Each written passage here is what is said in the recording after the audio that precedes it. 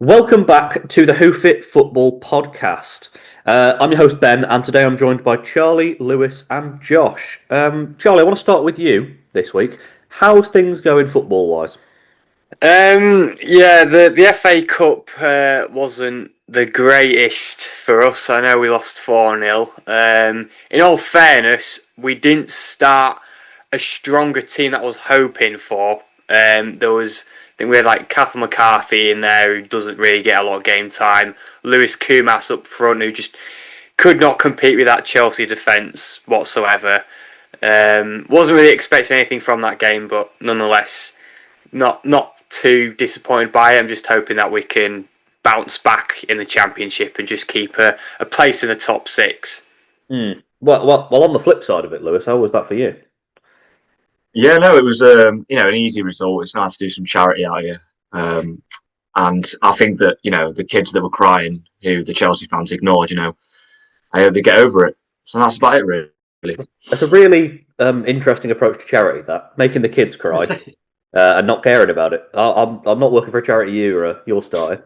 Josh, you lot somehow scored 3 goals in like 7 minutes. Where did that come from? Up the Stags. Not a clue. We don't have to worry about that. I'm more talking about the Palace game.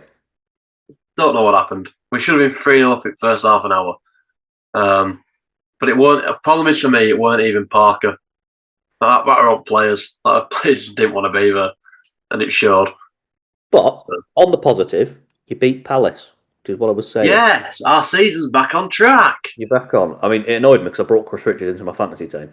I think everyone did. And then you lot have gone and done that. Can you not? Can you Sorry. not? Sorry. Well, we lost to Coventry. I was thinking we would, and we did. We haven't beaten them in about 400 years. But we go again. We got 6 points out of Norwich at home, Sheffield United away, Cov. That's good. We carry on. Speaking of carry on, let's carry on with this podcast because today we are doing another lineup. We are doing the best 11 from the Champions League playoffs. It's an idea that Lewis has brought up to us, and we've approved it. We've rubber stamped it, and we're here to give it a go. So we're going to run it similar to how we did the team of the half decade in the Premier League. So we'll do goalkeepers and defence, we'll do midfield, and then we'll do the forwards, and we'll take turns doing it.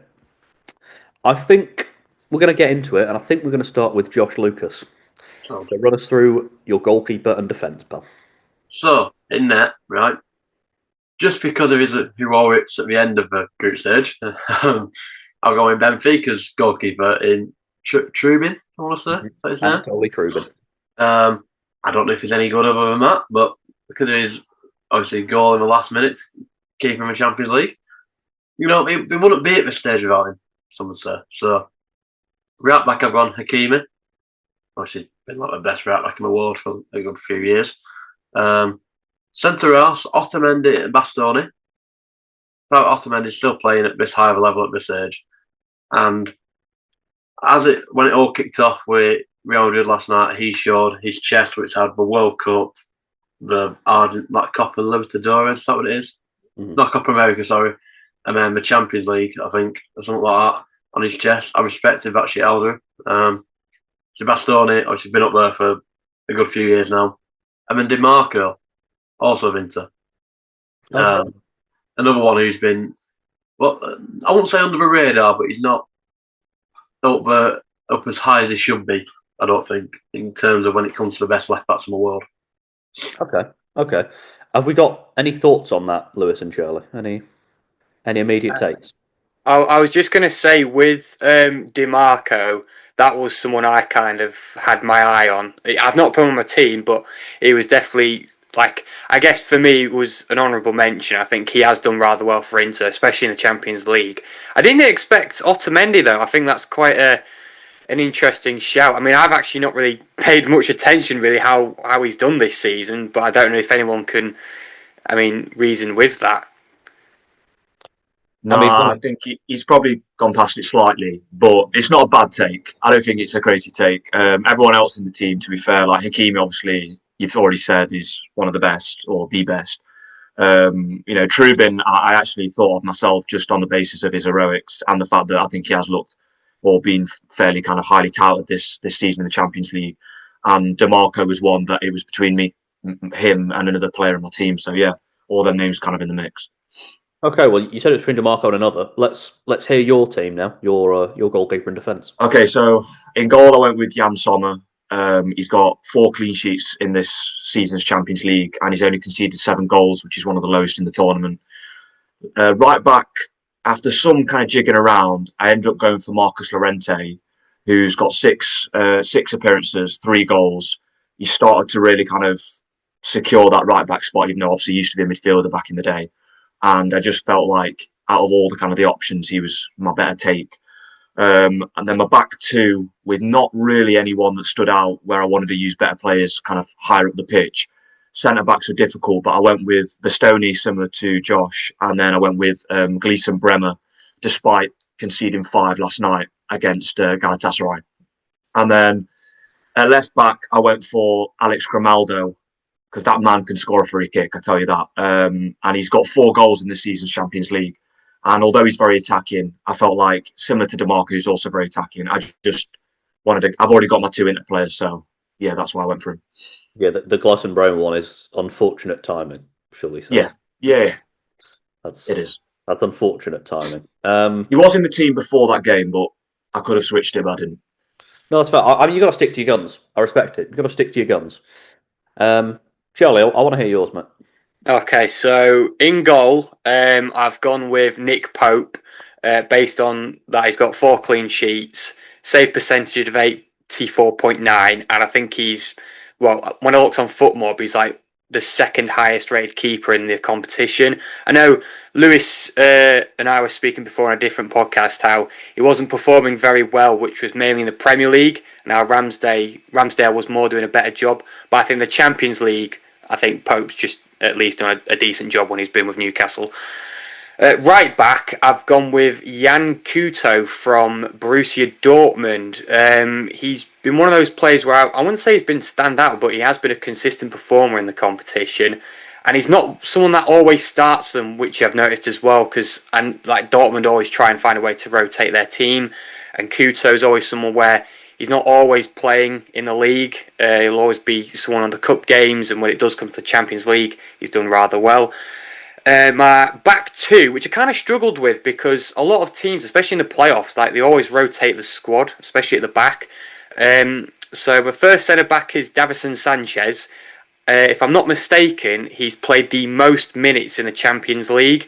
He's just been a crucial and influential player in the defence for Galatasaray. And then my other centre back, which I don't know if you'll agree with, I've gone with Jan Bisek from Inter. It's again just kind of like a solid player at the back, seems rather reliable. I know Inter haven't been the greatest in the competition, but I think maybe you could argue it's due to maybe go on the attack or something. I think when I was watching the highlights of them against Dortmund, I saw that he did have a really good game against them, so that's mainly the reason why I picked him. And then similar with Lewis at left back, I've gone with Grimaldo, as he said, 4 goals, 1 assist, one of the most highest rated fullbacks in the competition. Don't think I really need to say anything else more about him. He's done a great job at Benfica. By Leverkusen. Well saved. I want to quickly jump in, just for listeners and viewers, and add the context that it is 2 per team, just in case you're thinking, why the hell's he picked Jan Couto and Davinson Sanchez? It's a max of 2 players per team. I will say, Charlie, to your credit, I had Davinson Sanchez before I swapped him out for someone else, because this season I do think he's been pretty good for them. Yeah. But if you're counting kind of other things he's done in his career, Davinson Sanchez is nowhere near the team, but yeah, I think this season he has been decent. Lewis, you pulled a face at Nick Pope. No. To be fair, he articulated his reasons very well, and I think that he obviously mentioning what we said on the last or a recent pod. He had quite fair points there. I will say, I just felt like it's not a bad lineup. However, I feel like if you look at that back line, there's better players you can get out of kind of the options around. Like if I'm looking at a Jan Couto, a Nick Pope, and who was one of your centre backs? Jan Bisek and Davinson Sanchez. Yeah. Like obviously, we've said Davinson Sanchez is good this season, but if a lot of people will go off like hearing the reputation of like Tottenham Davinson Sanchez, I just think it doesn't sound great. But maybe, like you say, it's more to it on they're playing better on the pitch. And see what comes up further forward, right? Yeah, exactly. Charlie might have an absolute killer team further forward. Okay, We'll move on to mine. So I've actually gone similar to Josh in that I've got Anatoly Trubin in goal. He scored a goal that kept him in the tournament. I mean, he's going in for me. He's also been pretty good for him. Like, he's got 2 clean sheets, and anyone else who's got 2 clean sheets in the tournaments, he's made comfortably more saves than them, which implies to me that he's more involved in getting those clean sheets. Right back, I've gone Hakimi, best right back in the world. I'm not going to say any more. I've gone Malik Chow at centre half, which I won't lie is mainly based off what I've seen in the Premier League from him. Which for the most part has been very good. But he has also played 7 full 90s in the Champions League and got 4 clean sheets. He's just a good defender. Then I've gone Bastoni because he was the one that I brought in for Davinson Sanchez because I decided Bastoni's definitely better than Davinson Sanchez and he's been good this season. I don't really understand, Charlie, why you've gone Bissek over Bastoni if you could have had either. But maybe Bissek has been better this season. I don't know. And then at left back, I've gone with Alejandro Grimaldo. He is very attacking, so him and Hakimi on either side might leave us a bit exposed, this team. But we'll figure it out. We'll figure it out. Okay, that's the goalkeeper in defence. We're going to circle back round to Josh Lucas for the midfield. I don't know what formation you've rocked, Josh, but I'm on a 4-4-2 myself. What are we talking here? Yeah, I've gone 4-4-2. It was more just to fit with players in, I won't lie to you. So, on the right wing, I've got Dembele, obviously Ballon d'Or winner, like it's due. Even though he did get subbed off last night in like the 25th minute, and he's subbed like Doué did score the minute he got subbed off, so that must have been a great killer for him.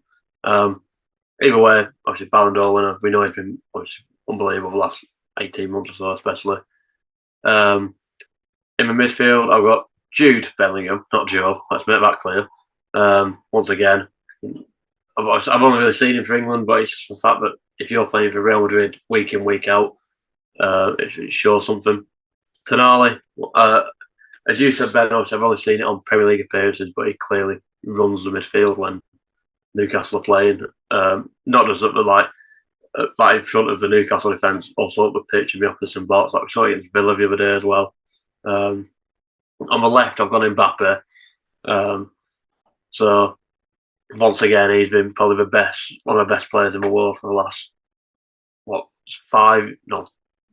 8 years, we'll say, something like that. So it'd be silly once again to leave him out. I'm just thinking, Jesus Christ, your team is attacking. I mean, Really? there'll be a lot of space on the counter attack. You've got Dembele and Mbappe on the wings, and then Hakimi and DeMarco at wing back. Fucking hell! Hey, Vincent Company football. Outscore the other team. You'd better keep about 90% possession. Christ. I mean, they're all great players, so fair enough. I'm not going to argue against that. Like, yeah, fair. Lewis, I want to hear yours, mate. So I've gone for right midfield, right wing. I've gone for Kvaratskhelia. Yeah, just a pause there just to get the wording correct. Correct. I know I didn't get it correct, but at least you can distinguish what it is. The Georgian bloke.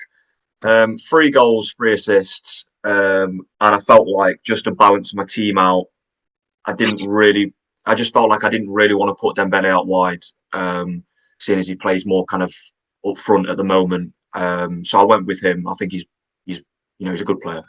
Vitinha in midfield, so they're my 2 PSG players, just because he was in the Ballon d'Or running last season, one of the best midfielders, and he's got 5 goals in the Champions League this season, which surprised me. I didn't know he had that. And then I've got for Bruno Guimaraes, because again we kind of lauded him in the Premier League team of the half decade, sorry. And yeah, I think that he's classy in the Premier League, and he's just that. What I wanted more of a balanced team in the terms of like they're kind of a bit more of that defensive kind of stronghold. So Bruno and Vitinha, I think, is a well balanced midfield with kind of more attacking players out wide. And then I've gone for Vinicius Junior out wide on the left, 2 goals, 4 assists. I just think that he's that player that's a game changer. He can give me that moment of magic like he did last night in a tight game against Benfica. So yeah, that's my midfield. Yeah, I mean, again, it's solid. I don't know if there's any opinions on anything there, but I was thinking Kvaratskhelia is more off the left, but I've looked him up on Transfermarkt. He does play off the right as well. So I've done my research, mate. That's the only comment I was going to have. Josh, Charlie, got anything to add or? No, that's just it's just a solid squad. Can't really. I mean, if To be you, fair, if you no, I go was on. just going to say, if you line up with that squad, you are not complaining one bit. No, it's the To same be with fair, Josh. my only thing with Josh was just Mbappe gone back to like where he came like back in the day in terms of left. He's gone left wing. Yeah. Obviously he normally plays striker. Yeah, Thierry Henry, he should still play there. I'm just interested who you've decided to put up front, but we'll see that in a minute. That's to come. The pronunciation on this podcast is not our strong suit, clearly. Right. What, Go on, Mbappe? Chocksterby. No, he said Okay. Thierry Henry, didn't he, you plum? All right. Right. Go on, Chocksterby. Give us yours. So I will say that I know we've said that Josh's could be a very attacking team. My formation is a 4-2-4. So do you want me to just say the wingers as well as my midfielders? Include the wingers as well. Yeah. Okay. I think it would only make sense. So similar to Lewis, pronunciation is going to be great for this. On the right wing, I've gone for Kvaratskhelia. Again, just 8 games, 3 goals, 3 assists. Just been, in general, just a great player for PSG. And then, obviously, my other PSG player at central midfield, I've got Vitinha.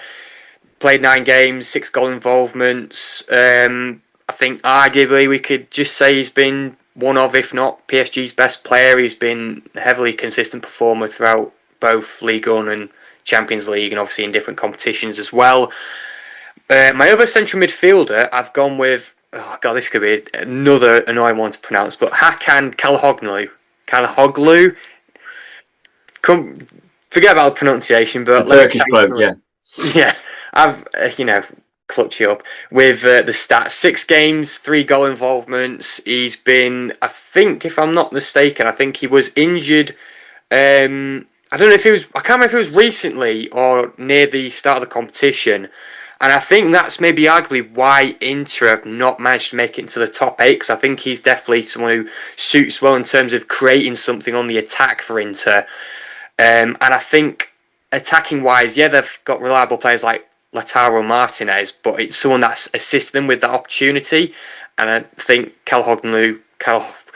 I hate saying that name. I'm just going to call him Hakan. Hakan's been a reliable player in terms of creating the opportunities for the attack of Inter. And my left wing, which will definitely be a surprise for all 3 of you, I've gone with Jens Haug from Bodo Glimt. He's played 10 games in the Champions League, scored 4 goals, made 3 assists. He was the one that scored a brace against Spurs and also scored against City. And I think he's just been an absolute pain on that left-hand side for any team that he's faced in the Champions League this season. I'll have you know, Charlie, Jens Petter Hauger is not a surprise to me because he's also in my team, but we'll get to that. That case, fair enough. What a guy. A real one to remember him back at Frankfurt back in the day, or AC Milan if you want to go further back. Çalhanoğlu was injured in the tournament. He missed the last 2 games. They lost to Arsenal, beat Dortmund. But before that, he did play against Atleti when they lost. To be fair, I think he went off against Liverpool after 10 minutes and they lost that too. Yeah, so I think that's when it was. I can see your point. I think stick with Hakan from now. I think you're right to do that. Play it safe. Again, I don't think there's anything to add. I think, to be honest, the defence was the main contention point. At this point, you're just picking 6 world-class players out of the last 6. So it's just whichever ones you want. Have you not gone for any Real Madrid players, Charlie? I have. But later on. Yeah, Okay. I'm just thinking. One of them is my striker, but believe it or not, I haven't. I've only gone for 1 Real Madrid player. Fair enough. Well, I've gone for 2. But we'll get on to that. As I said, I've got Jens Petter Hauger.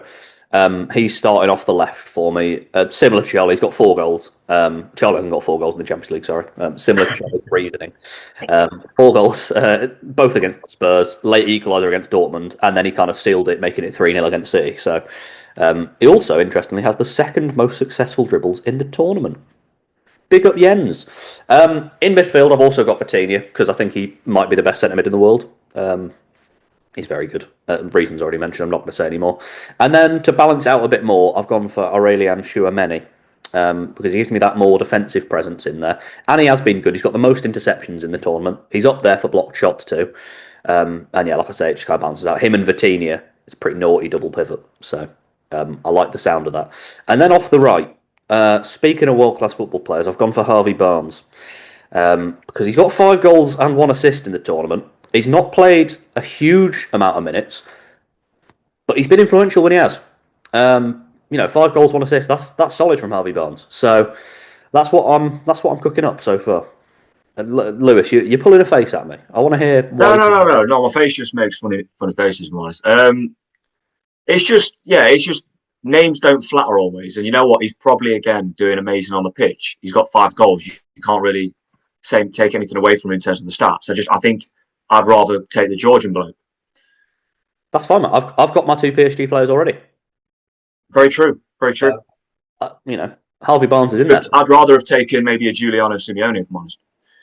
Well, you'd be wrong with that. So shut up. A Leroy Sané, I'd rather take, if I'm honest. You'd be wrong again. So shut up. It's time for the forwards. We've all got 2 strikers. That is how you finish this formation. Again, we'll go around. We'll start with Josh. Who have you got? I'm assuming I know one of them for everyone. I'd like to think. That random fellow, that's positivity. Go on, Josh. I've gone with Gurasi, I want to say, for Dortmund. Obviously, at one point at Dortmund, obviously signed, he won't get too much game time. And then the last few months, he's really coming to his own, and even just in the Bundesliga, he's doing quite well. But every time Dortmund seem to score, he's involved somehow, either with an assist, obviously, or scoring it, or even maybe just starting the attack sometimes. My second one is Julian Alvarez. Obviously, he's been the main goal scorer for Atletico this year, and really coming into his own since Leicester City. We all knew he was a good player in there, but I feel like he's been the main man at Atletico since leaving. So, okay. So you haven't put in the one who I said was who I thought was completely nailed on. But we'll move forward. We'll come back to that just in case somehow I'm the only one who's got him. Lewis? Yeah, so I've gone for Kylian Mbappe because it's the banker. 8 appearances, 13 goals, and he's the fastest player in the Champions League. I'll have you know. And also I've gone for Victor Osimhen because I love a bit of Victor. He's got 6 goals in 7 appearances, and although he didn't score last night, he got an assist. So fair play to him. There you go. Big up, Victor. Yeah, Josh. Mbappe was the one that's the absolute banker. Josh has got him left wing though. I've just realised. Oh, you got him left wing. Sorry, I'm a knob. I'm being a knob. Ignore me. Me. This has to go out on TikTok. Not ripping into us like that can go on TikTok. Ignore me. I've yeah. Well, I'm the host, so fuck you. Charlie, I'm assuming you've got him too. I do have Kylian Mbappe up front, yeah. One thing I will say about him is that in the last game Real Madrid had, I know they just won, but he didn't actually have a good game, yet he still got an assist, and I feel like that can still imply with the 13 goals he's had in 8 games, like not all of them matches he's going to do well, but he's still going to manage to make a goal contribution, which I think is just insane, and it's why you have to have him up front instead of on the left wing, I feel. And then, yeah, again, I do agree with Josh. I've gone with Julian Alvarez up front. 7 games, 4 goals, 2 assists. Just been a great player for Atletico this season. He did miss a bit of action on the Champions League early on, but ever since he's come in, he's just been, nothing but a great player. Yeah, see, I haven't watched much of Alvarez this season. I know he was having a shoddy run of form for a while, but I don't know if that was more in the league than the Champions League, to be honest. I mean, it sounds like I think he didn't score a goal since December through till like when he scored in the Copa del Rey against Barcelona, but obviously the Champions League didn't really go over that Christmas period, so he's probably all right. He's been all right. Okay, well, I've also got Mbappe, obviously. I'm not even going to explain why. In his proper position. No, you can play him out the left, Josh. It's fine. You can play him off the left. It's allowed. And then I've gone similar to Lewis. I've gone Victor Osimhen. These 6 goals have fired Galata all of their wins in the group stage. He had the winner against Liverpool. He got 2 goals early to kill it against Bodo, and then all 3 goals against Ajax. And they were the only games they won in the group stage. So he's been massive. Plus, he got the assist against Juve last night. So yeah, there we have it. Those are our teams of the playoffs in the Champions League, maximum 2 per team. Feel free to hop on our socials and berate us, please. Particularly Charlie for Davinson Sanchez. No. Wow. No, I like Davinson Sanchez. I like Davinson. And Couto's worse. I do think Jan Couto's worse, actually. No, I'll give you that. But We move. We'll be back shortly for a quiz. Welcome back to Hoof It, where it's time for the quiz as per. We're going to get straight into it. We're going to get straight into it with question 1. We love our ordered numbers here at Hoof It. Question 1. Dortmund beat Atalanta 2-0 in the first leg of their championship playoff on Tuesday night, last night at the time of recording. So for today's lineup, I'm taking you back to their last meeting 8 years ago, when we were all still in school, apart from Lewis, who was on his third divorce. So, can you boys tell me the team who played for Dortmund the last time these two sides met in the 1-1 draw away at Atalanta in the Europa League playoffs of 2018? It was a 4-2-3-1. Give me that Dortmund team. Give me that Dortmund team. So it would have been the 17-18 season, just for context, because I know you always like to know that, Lewis. Yeah, man. No worries, pal. What point of the season was it? It's the playoff, so it'll be after January. So, shit. So it's a great team. There is Middlesbrough legend Martin de Roon playing for Atalanta, which takes me back. And then Papu Gomez and Ilicic as well. That's vibes. That's vibes. Did you mention? Sorry, did you mention the formation? I did 4-2-3-1. You do this every week, sorry. Charlie. You do this Yeah, every we know week. Charlie don't listen to it anyway. Yeah, so. sorry, I'm so focused on trying to think of players. It's difficult. You'll put like 400 centre backs in, it'll be all right. Just have a stab at it, why not? It was a late equaliser actually from Dortmund from Harvey Barnes. great name. Sorry? Harvey Barnes. I can tell you Harvey Barnes is not in this team. There's your clue. There you go. There's no Harvey Barnes in the 2018 Dortmund squad. I will have to give you about a 30-second warning at this point, lads. About a 30-second warning. Yeah. I can't think of his. I think that's his name. Probably got that wrong. Charlie, what's anything else? Who else in that Atalanta team you might remember? Remo Freuler, Hans Hatterboer. Anyone remember Mattia Caldara, centre back? No. You'd probably remember his face if you saw him. Timothy Castagna was on the bench for Atalanta, actually, which I don't fully remember him playing there, but he must have done. Andreas Cornelius, remember him? Danish bloke. I'll let you concentrate. Andrea Patania. I'm just chucking names out there. 10 seconds to go, boys. 10 seconds to go.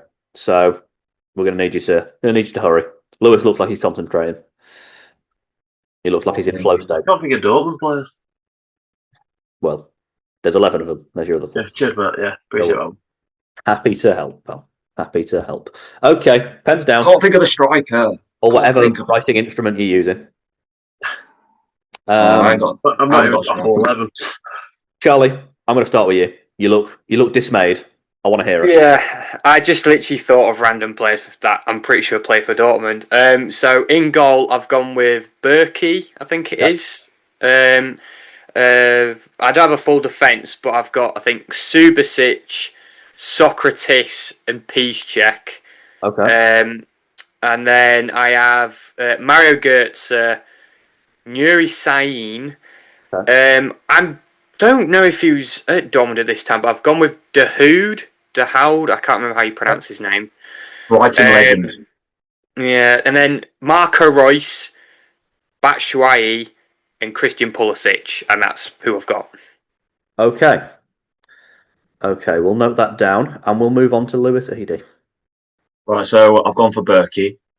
Honestly, I didn't know if Hakimi played this season, but I went with Lucas Piszczek. So I've gone Piszczek, Akanji, Socrates, and Schmelzer. I've then gone for Witzel and the Danish guy, Delaney. And then I've gone for Royce, Sancho, Pulisic, and I didn't have a striker because I ran out of time and I couldn't think. Okay. And Josh, round us out. I'm on Corbel, but I'm now thinking that might be just a bit too early. Yeah. Hakimi at right back, Mats Hummels centre half with Nicholas Sewell, Smeltzler the left back, Mario Götze, Marco Reus, Jadon Sancho, and Batshuayi. I think I'm missing 2 players, but I ran out of time.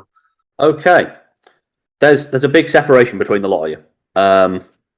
In that one is on 2, one is on 4, one is on 8. So I will tell you some good news. Marcel Smeltzer scored the winning goal, the equaliser, sorry. Get in! The bad news is it was off the bench. Oh, no.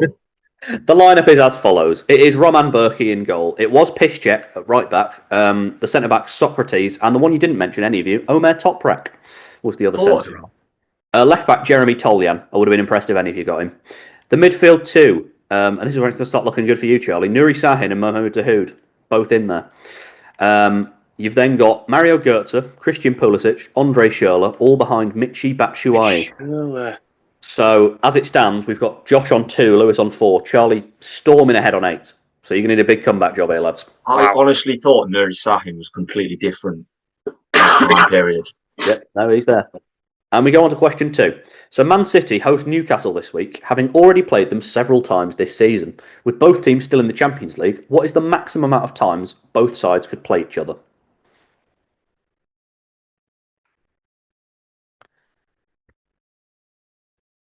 Is this like in every competition or? In all comps, what's the maximum amount of times they can play each other this season, including games they've already played? Okay. Yeah, I think I've got it. We got any answers? Yeah. Yeah, but I'm not giving them away to Lewis. Yeah, that's fine. Lewis, you done? Yeah. Okay, go on, Josh, go first. 7. Okay, Lewis? I had 9. Charlie? 8. Oh, it's 7. It's a big point Josh Lucas needed as we go to question 3.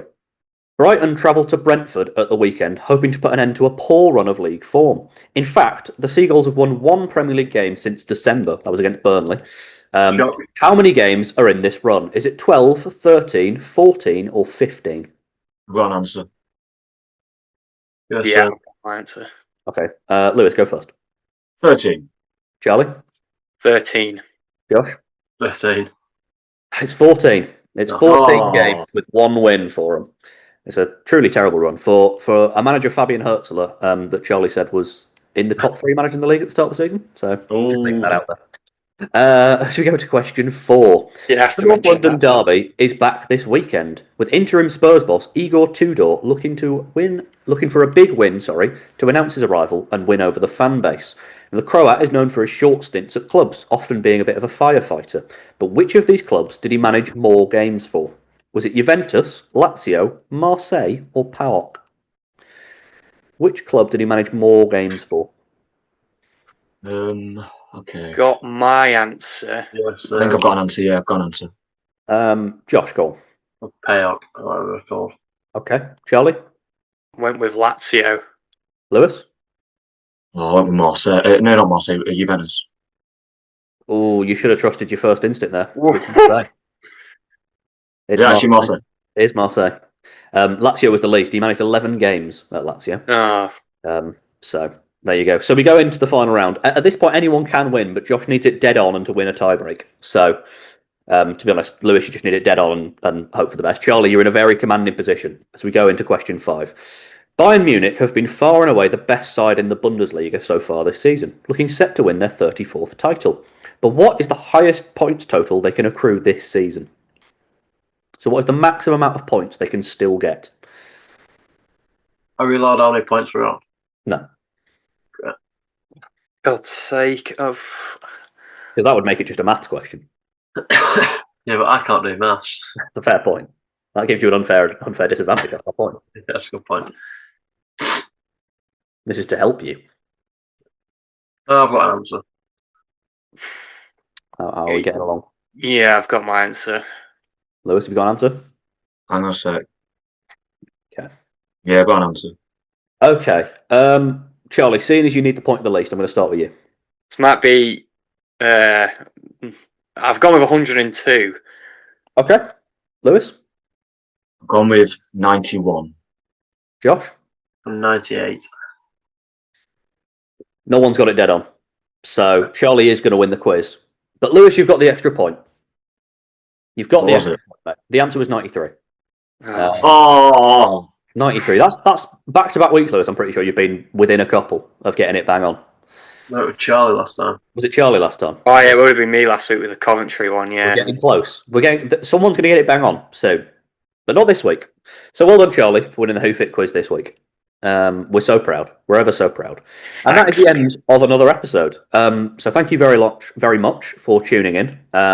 As I say, the lineups will be on our socials in the next couple of days, so please do check them out. They should be out when you listen to this podcast. But yeah, it's been a pleasure. Thank you for joining me. Thank you for listening. And all the best. Ta-ra.